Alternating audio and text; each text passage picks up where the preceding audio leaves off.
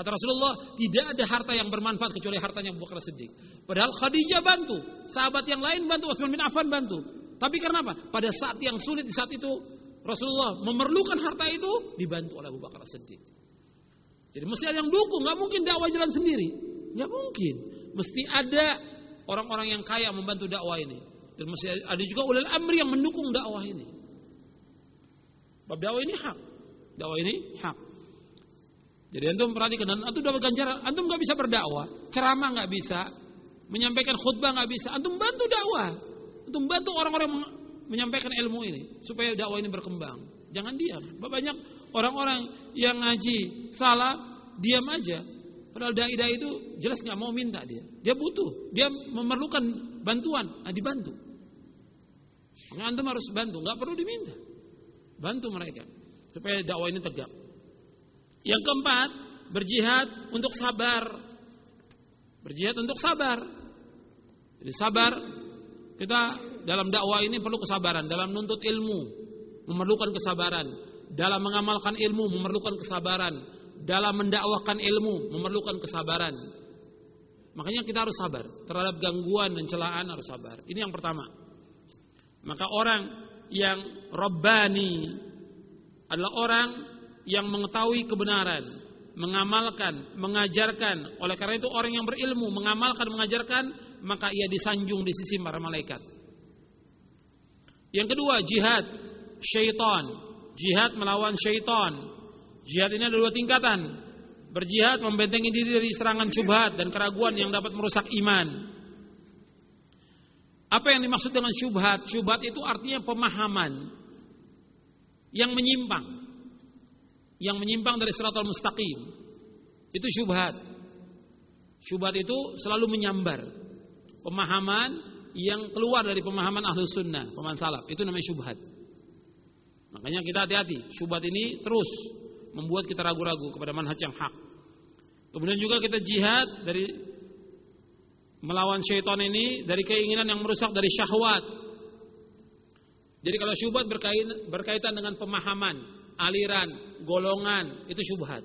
Tapi kalau syahwat berkaitan dengan dunia, wanita, harta, jabatan, uang, itu syahwat. Itu godaan dari syaitan. Kadang-kadang orang menyimpang dari manhaj yang hak karena apa? Tergoda oleh syahwat. Jadi ini harus kita lawan dengan keyakinan dan kesabaran. Kemudian yang ketiga, jihadul kuffar wal munafiqin. Jihad melawan orang kafir, munafikin. Ini empat tingkatan. Dengan hati, dengan lisan, dengan harta dan jiwa.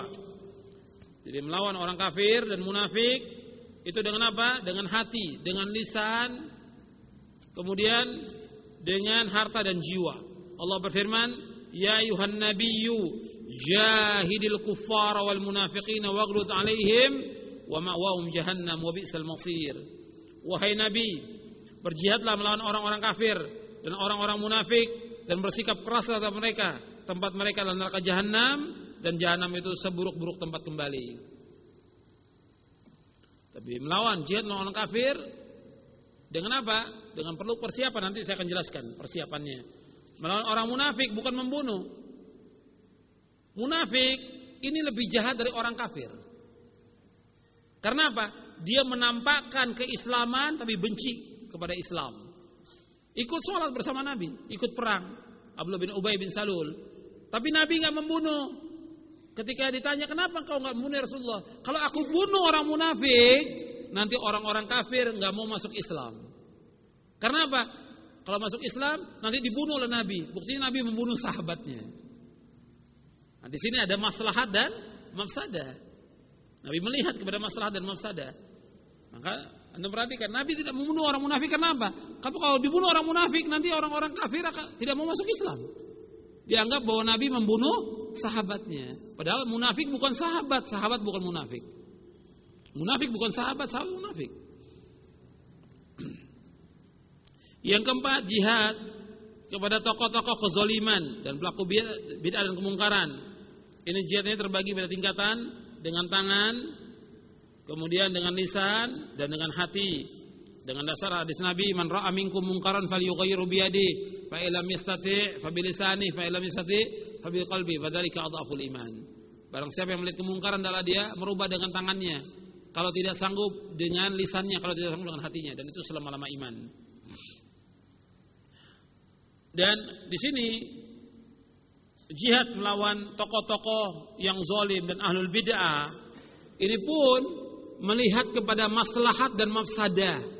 Perhatikan ya, jihad melawan mereka bukan berarti membunuh mereka, tidak. Mereka muslim, tapi bagaimana? Ya jelaskan kepada mereka tentang Islam ini, sampaikan kepada mereka. Atau kita menghajar mereka, tahdzir kepada mereka, memperingatkan umat dari bahayanya orang ahlul bidah ini, tokoh ahlul bidah, atau menghajar, memisahkan diri, isolasi.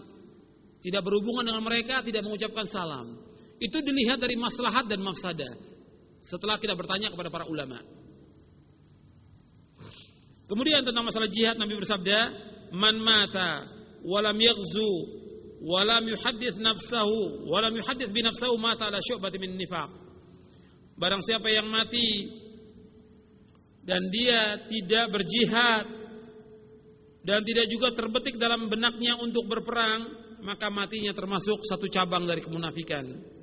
Hadis ini sahih riwayat Muslim, Abu Daud, Nasai, Ahmad dari sahabat Abu Hurairah. Jadi setiap kita harus ada niat untuk berjihad. Harus niat untuk berjihad. Kemudian yang terakhir.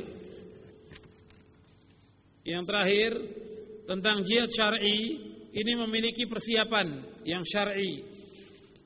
Untuk melihat di halaman 11, jihad syar'i memiliki persiapan yang syar'i, dan persiapan terbagi menjadi dua. Pertama, persiapan pembinaan keimanan sehingga umat dapat menegakkan hakikat ibadah kepada Allah. Yang kedua, persiapan fisik, mempersiapkan jumlah pasukan dan perlengkapan untuk melawan musuh-musuh Allah. Jadi yang pertama itu harus disiapkan umat ini apa? Paham tentang masalah Islam ini. Tentunya apa? Dengan banyaknya kajian, banyaknya pembelajaran, banyaknya kuliah tentang Islam ini agar umat Islam paham tentang Islam. Baru setelah itu persiapan. Dan untuk persiapan ini yang wajib siapa? Yang wajib ulul amri. Untuk mempersiapkan fisik ini, kekuatan, senjata, itu kewajiban ulul amri. Selanjutnya, menghidupkan kewajiban jihad dengan segala ketentuan syariat adalah wajib dengan memenuhi syarat-syaratnya. Memberikan sifat kepada orang yang menghidupkan jihad yang wajib menurut ketentuan syariat dengan kata-kata terorisme adalah kesalahan yang besar, fitnah, tuduhan yang tidak benar, dan kesalahan yang fatal serta kebodohan yang sangat. Artinya kalau kita membahas tentang jihad kemudian dikatakan teroris, tidak benar yang mengatakan demikian. Justru kita membahas secara ilmiah dengan dasar dalil dari Quran dan Sunnah. Selanjutnya, halaman 12. Adapun melakukan kekacauan, anarki, menteror orang, melemparkan bom, bunuh diri dengan bom mobil, menakut-nakuti orang yang aman atau orang yang dijaga keamanan oleh negara, membunuh anak-anak, wanita dan orang tua dengan nama jihad dari agama adalah tidak benar. Perbuatan ini menentang Allah Ar-Rafiq, menentang Rasulnya SAW, dan menentang kaum mukminin. Mereka telah keluar dari jalannya para ulama yang dalam pemahamannya yang sangat mendalam. Dan mereka keluar dari siratal mustaqim. Jadi mudah-mudahan Allah memberikan taufik kepada kita semua untuk dapat melaksanakan jihad yang syar'i sesuai dengan pemahaman salafus saleh, agar agama tegak karena Allah di atas seluruh agama dan dapat mengenyahkan semua bentuk kesyirikan dan bid'ah yang menghalangi tegaknya agama ini. Oleh karena itu kewajiban kita sekarang, sebelum dikumandangkannya jihad oleh ulul amri, maka kita wajib menuntut ilmu syar'i, mengamalkan dan mendakwakannya. Bahkan Allah Subhanahu wa taala memerintahkan kita berjihad melawan orang kafir dengan Al-Qur'an. Allah menyuruh Nabi Muhammad melawan orang kafir dengan apa? Dengan Quran. Fala tuti'il kafirina wajahidhum bihi jihadan kabira. Maka janganlah kamu mengikuti orang-orang kafir dan berjihadlah terhadap mereka dengan Al-Qur'an dan jihad yang besar. Di sini antum bisa lihat dalam kitab-kitab tafsir, yang dimaksud wajahidhum bihi adalah kamu jihad dengannya dengan Quran. Artinya kita melawan orang kafir pertama kali dengan apa? Dengan Quran. Nabi melawan orang kafir pertama kali dengan apa? Dengan Quran. Menyampaikan kepada mereka tentang tauhid, tentang bahaya syirik, mengabarkan kepada mereka tentang surga dan neraka dengan Quran. Bukan langsung dengan pedang, tidak. Makanya dikatakan oleh Imam Ibnu Qayyim bahwa jihad dengan ilmu dan keterangan itu harus didahulukan daripada jihad dengan tombak dan pedang. Wallahu a'lam wa sallallahu nabiyana Muhammadin sallallahu alaihi wa sallam. Kalau ada yang kurang jelas untuk mau tanyakan silakan.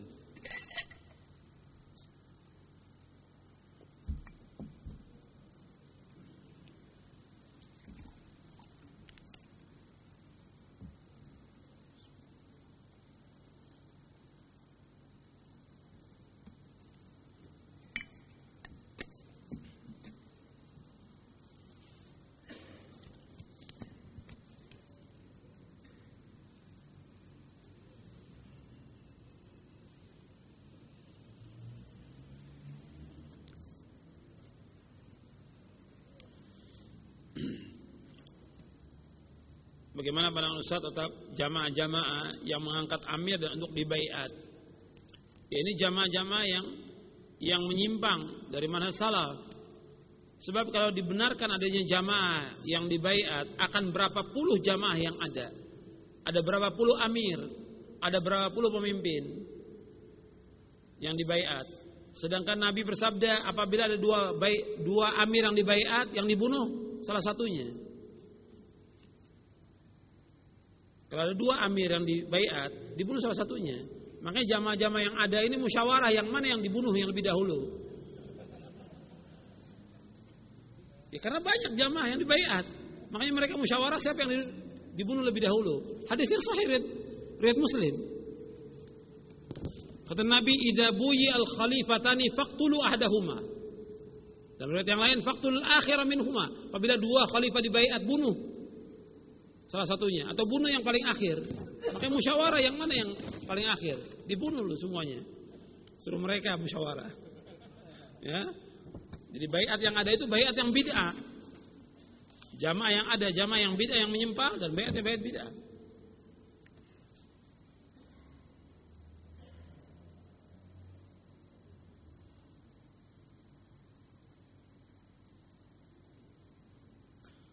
Bagaimana kalau ada golongan yang tidak percaya tentang kesahihan hadis? Ya kita jelaskan, mungkin mereka belum paham, belum tahu. Kita sampaikan supaya mereka paham. Kewajiban kita hanya menyampaikan. Sebagaimana Rasul, wa ma'al rasuli ilal balagh.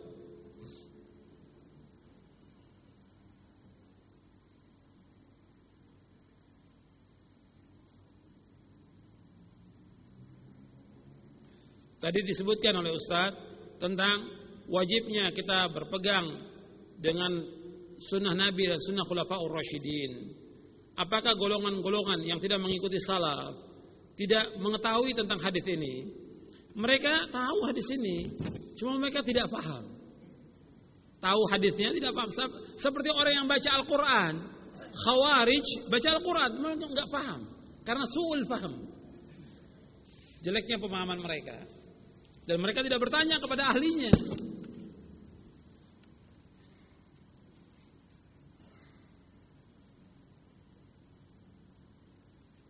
Apakah yang dimaksud dalam hadis tadi, wa in abdan habasyiyah, meskipun yang merintah kalian seorang budak Habsyi? Ini ada banyak pendapat ulama. Kalimat wa in abdan habasyian, seandainya yang memimpin kalian seorang budak Habsyi. Kalimat in di sini, in jika pada hakikatnya khalifah itu harus dari Quraisy. Imam harus dari Quraisy. Syaratnya imam yang memimpin khalifah di dunia ini harus Quraisy. Nabi bersabda, ala immatu min Quraisy, imam dari Quraisy. Nah, sekarang disebutkan abdan, ini tidak mesti berlaku. Syarat ini tidak mesti berlaku. Atau yang kedua, ada yang memahami dengan kata-kata untuk memimpin daerah-daerah saja. Untuk imam besarnya Quraisy, tapi untuk daerah boleh dari hamba Habsyi. Wallahu a'lam.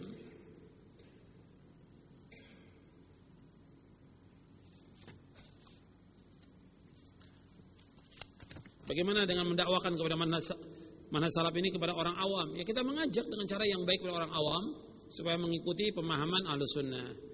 Cuma jelaskan dengan ilmu dan dengan cara yang mudah yang bisa dipahami oleh mereka. Karena beda antara talibul ilm, orang yang menuntut ilmu, dengan orang awam beda pemahamannya. Makanya kita perlu menjelaskan dengan sabar pada mereka. Kalau kita diberikan penjelasan langsung paham, tapi mereka belum tentu. Seperti orang tua kita, semuanya. Orang tua kita ingin mengajak kepada pemahaman salaf. Kadang-kadang perlu waktu, memerlukan waktu itu 1 tahun, 2 tahun baru mereka paham. Makanya ini perlu kesabaran.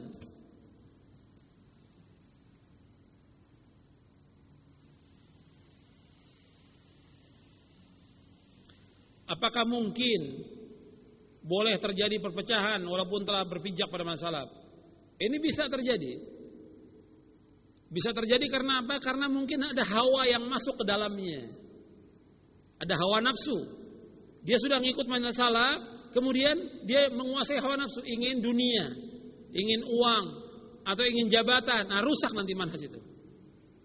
Atau dia mengikuti masalah, tapi ada pemahaman yang jelek yang masuk syubhat di kepalanya dia, sehingga dia pecah dengan yang lain.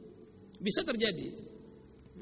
Karena syaitan tidak pernah berhenti untuk merusak anak Adam, menyesatkan anak Adam. Syaitan tidak pernah berhenti. La ughwiyannahum ajma'in illa ibadaka minhumul mukhlasin. Aku akan sesatkan semua manusia kecuali hamba Engkau yang ikhlas, ya Allah.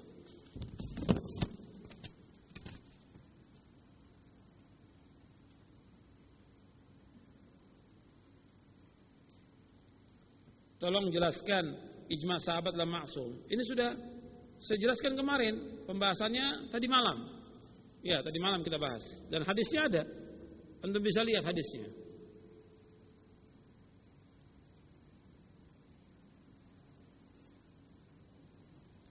Bolehkah kita berdoa kepada Allah untuk dimasukkan ke dalam surga setiap lepas sholat? Yang bagus kita berdoa di dalam sholat. Ada seorang sahabat yang di akhir sholat sebelum salam dia berdoa, Allahumma inni as'alukal jannah wa a'udzubika minan nar. Ya Allah, masukkan aku ke surga dan jauhkan aku dari api neraka. Nabi ketika mendengar itu, siapa sahabat yang membaca ini? Aku, ya Rasulullah. Haulaha nudandin, kata Nabi. Di sekitar itulah kita selalu memohon kepada Allah. Jadi Nabi dan sahabat menganjurkan kita untuk berdoa agar kita minta surga dan dijauhkan dari api neraka. Kapan? Setiap sholat. Sebelum salam, setelah kita membaca Allahumma inni a'udzubika, setelah kita baca tasyahud, baca sholawat, kemudian kita baca Allahumma inni a'udzubika min adzabi jahannam wa min adzabil qabr wa min fitnatil mahya wal mamat wa min syarri fitnatil masiihid dajjal. Allahumma inni a'udzubika minal ma'thami wal maghrami. Kemudian kita baca Allahumma inni as'alukal jannah wa a'udzubika minan nar. Allahumma inni as'alukal jannah wa a'udzubika minan nar. Allahumma inni as'alukal jannah wa a'udzubika minan nar. Itu baca sebelum salam. Jadi doa kapan dilakukan? Di dalam sholat, bukan di luar sholat, bukan selepas sholat. Doa itu kapan? Di dalam sholat, bukan selepas sholat, bukan sudah sholat. Di dalam sholat doa itu yang terbaik.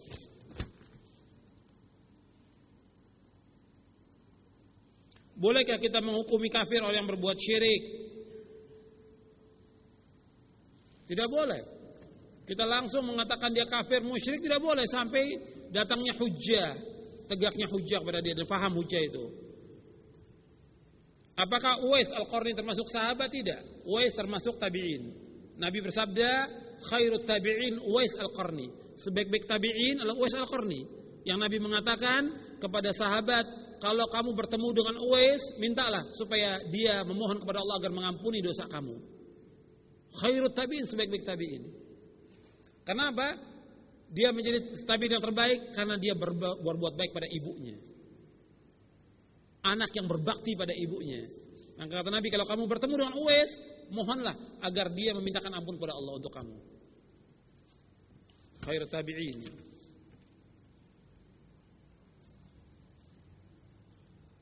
Siapakah yang dapat melawan orang Yahudi? Antum lihat sepanjang sejarah yang bisa melawan Yahudi hanya sahabat.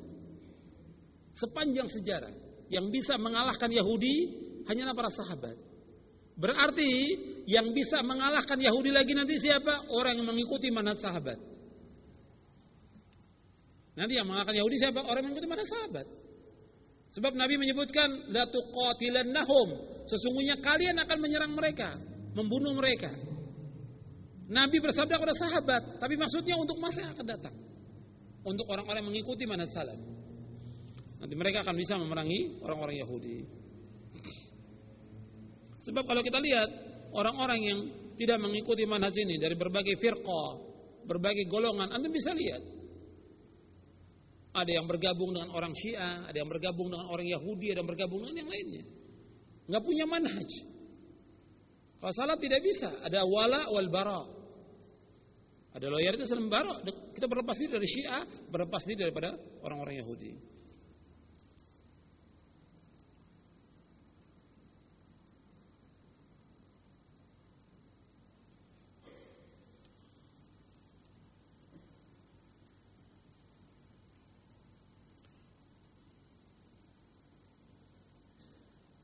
Apakah yang dimaksud dengan kuntum khaira ummatin ukhrijat linnas, kamu sebaik-baik umat? Apakah yang dimaksud kita semua ini umat Nabi Muhammad?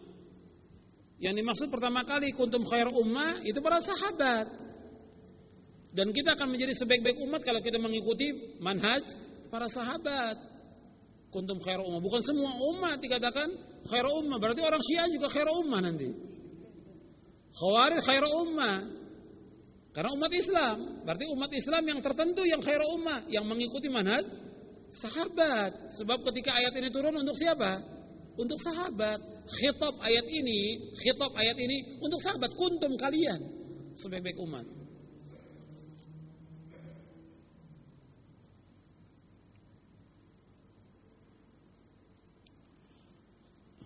Mengapa dakwah salaf tidak tersusun dan terorganisasi, mempunyai pimpinan dan yang lainnya? Nanti akhirnya seperti jamaah yang lain nanti. Ada pimpinan, ada amir, ada baiat. Jadi kelompok yang baru nanti. Dan ini sudah terjadi di beberapa tempat. Ya karena semangatnya atau karena dia dari awalnya dari firqah yang sesat masuk salaf, kemudian ingin jadi pemimpin. Akhirnya bikin jamaah. Nah, jamaah yang baru. Ya seperti awalnya Muhammad Surur, Naif Zainal Abidin yang ada di London, di Birmingham. Awalnya tokoh Ikhwanul Muslimin, Muhammad Surur dari Syria. Dia ikut pemahamannya Sayyid Qutb. Kemudian masuk ke Saudi, kemudian dia memang orangnya pintar, kemudian ngajar. Di antara yang terkena pengaruh di situ Salman Auda, Aid Al-Qarni dan yang lainnya. Kemudian setelah itu dia pindah ke Birmingham di London, bikin pemahaman sendiri. Ya, orang ulama mengistilahkan dengan pemahaman Sururiyah. Tidak ikut manhaj salaf karena ingin jadi pemimpin. Orang-orang ikut intimak kepada dia. Makanya berbahaya. Makanya orang-orang yang dari firqah yang sesat, ketika dia masuk ke salaf, dia tidak boleh mengajar atau berdakwah sampai dia belajar salaf yang benar. Merusaknya lebih bahaya. Merusaknya lebih banyak perusakannya dia. Sebab orang menyangka dia salah, padahal hakikatnya dia jauh dari salaf. Jadi firqah yang sesat yang masuk ke salaf, apakah dari Ikhwanul Muslimin atau dari Jamaah Tabligh dan lain-lain, harus belajar dulu tentang salaf ini yang benar. Jadi jangan kemudian dia mengajar dakwah seperti yang kita lihat sekarang ini.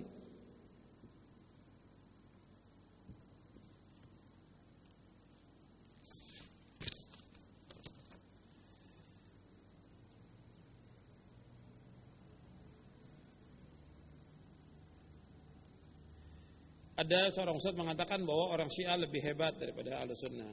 Orang ini karena tidak paham. Ya, Syiah jelas orang yang mencela sahabat Nabi dan tentang prinsip akidah, prinsip manhaj sudah beda dengan Ahlussunnah orang-orang Syiah ini. Enggak bisa kemudian dikatakan dia lebih baik, tidak. Adapun dia mengatakan bahwa kita memerangi orang Yahudi, itu politik aja semuanya. Yang mendirikan agama Syiah siapa? Orang Yahudi, Abdullah bin Saba al-Yahudi. Ini orang ini enggak paham. Sebab kita enggak akan bisa bertemu antara Ahlussunnah dengan Syiah selama-lamanya. Karena apa? Beda prinsipnya, sudah beda prinsipnya.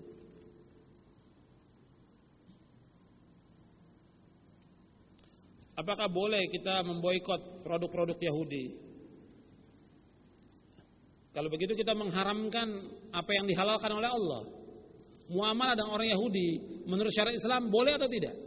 Boleh, halal. Ketika orang mengatakan bahwa produk Yahudi kita boikot, kita ini siapa? Kecuali kalau ulil amri.